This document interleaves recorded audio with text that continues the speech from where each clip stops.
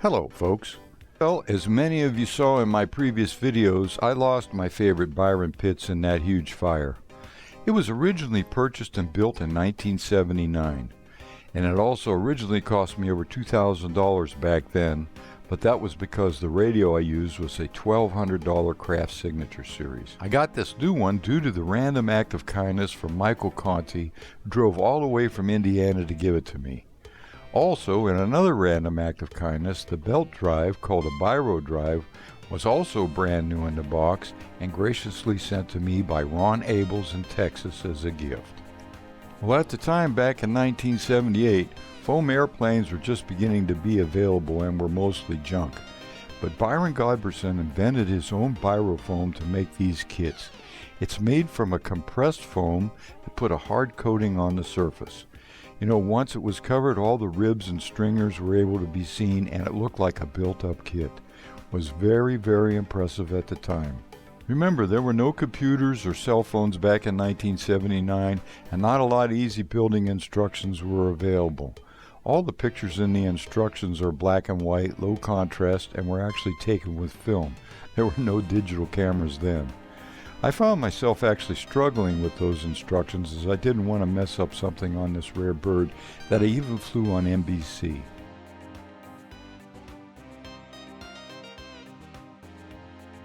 So I'm going to start by showing you all the tools that I had to get together and all the extras I had to buy to build it.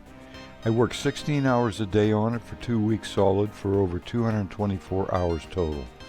The foam planes of today are painted, so everybody just charges the battery and has instant gratification. But back then, this kind of film was much faster than building a balsa airplane, so we thought it was really great, and it was. Byron even offered a carrier setup so you could take it with you on your car trunk. Well, in my case, I'm going to have to take some wings off to transport to the flying site. It's not going to fit in my van, because it's actually 1/3 size of the real one is total scale. Has a 58-inch wingspan, and mine weighs 15.87 pounds. So here we go. First I cycled the servos and tested the radio.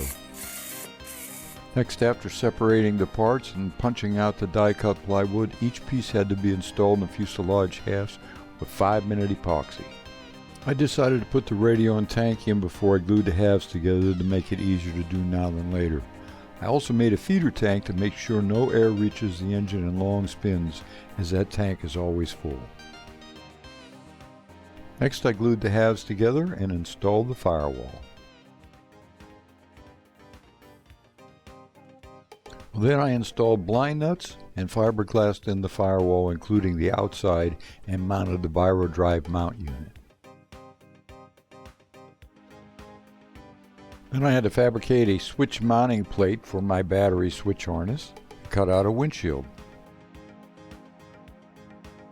Then I epoxied in the rest of the wood to the other parts and epoxied the landing gear pan to fuel-proof it also.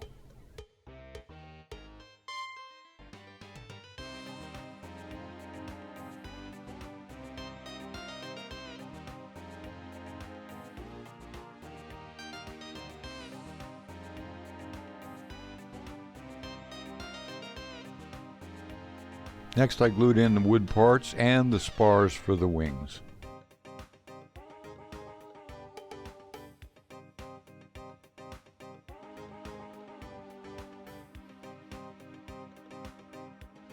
Next, the ailerons needed to be cut out of the wings.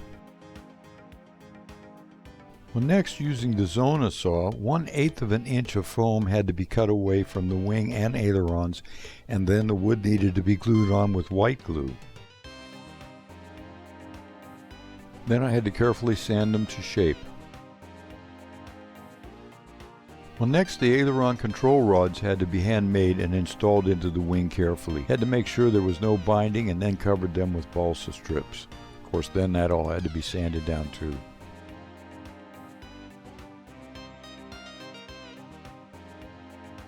Well, then I cut out 2 pieces of balsa and glued them together for the eye-shaped wing struts. And then you had to glue in both bolt retainers at the right angle.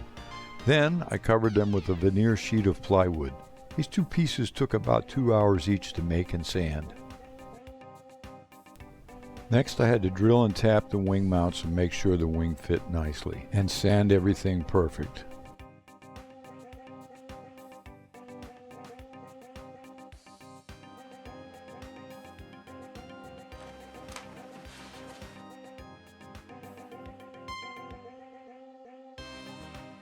Got the iron set at number 2.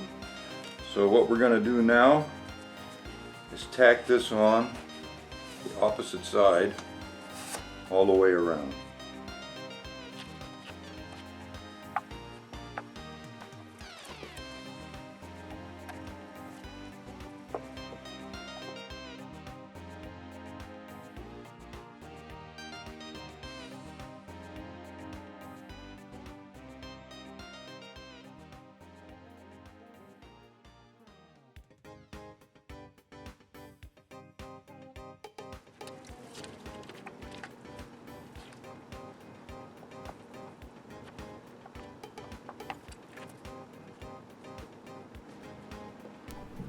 Well, I'm just showing you quickly the easiest part here of all to cover, and you can imagine what the big wings and fuselage must be like.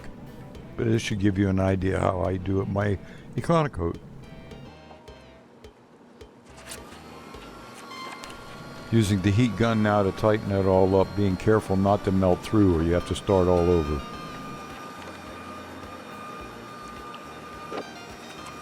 And that's how it's done. Now I'm going to go ahead and put Adam's brilliant glaze on that. Now we'll cover all the other fuselage parts and glue them on with epoxy.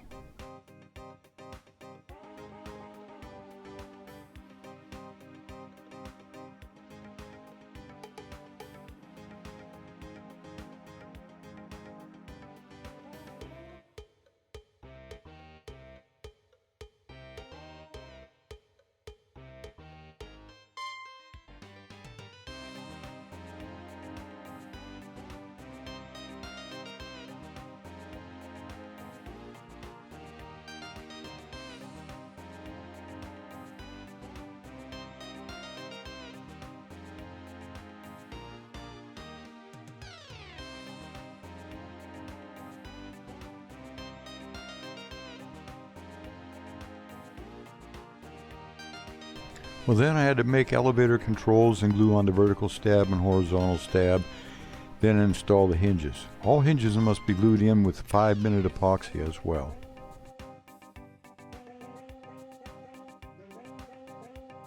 Well, next I had to make the elevator and rudder control rods. They're made from aluminum tubing which is supplied in the kit in these quick mount links.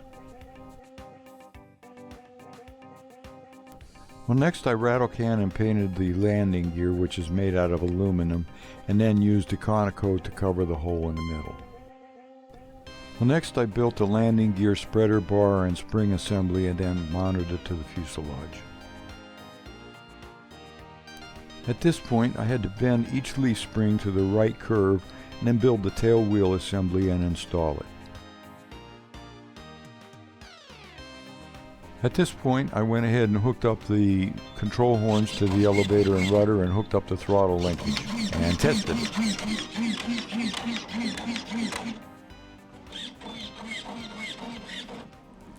That's nice.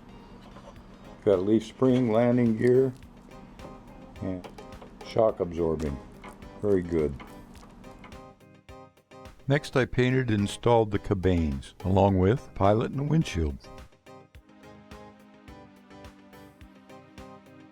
Okay, what I have here is the Gulski onboard driver, and I've got it set up on my landing gear channel. So as you can see, nothing's actually happening, but as soon as now this is in the flying mode, but if I want to land, I go ahead and turn that on. As you can see now, it's glowing. So this is the landing position and the flying position here, where I won't need the glow plug. Next I installed the Byron drive and engine. I trowel fit the cowling and made the engine cutouts as necessary. Marked the mounting holes, drilled and tapped them so that the prop wouldn't touch the cowl. So I had to measure twice. Then I dropped them off at Derrick's to be painted.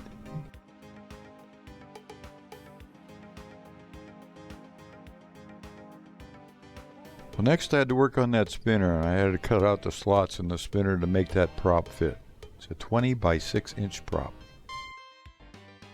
My friend Derek Peterson called and said the cowl and the wheel pants were done. He painted them in his body shop and they're amazing.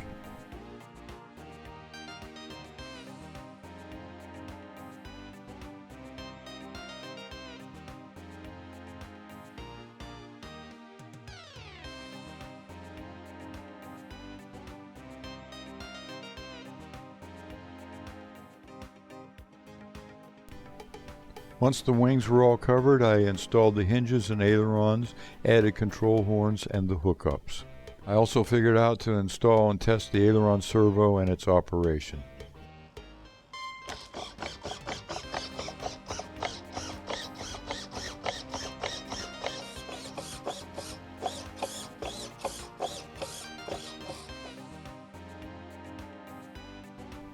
Then I had to make and install the wing tail strut pieces.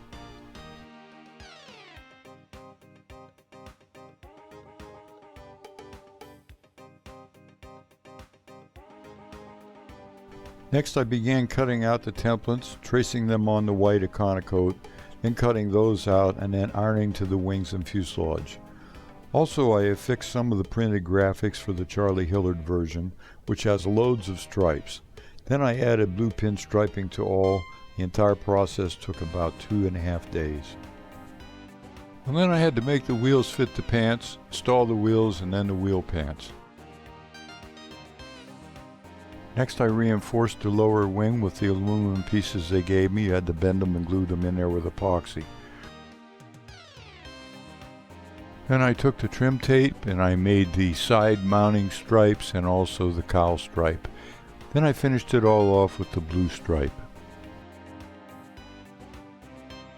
Finally I made weighted control rods for the upper wing. The weights balance the ailerons so there will be no flutter.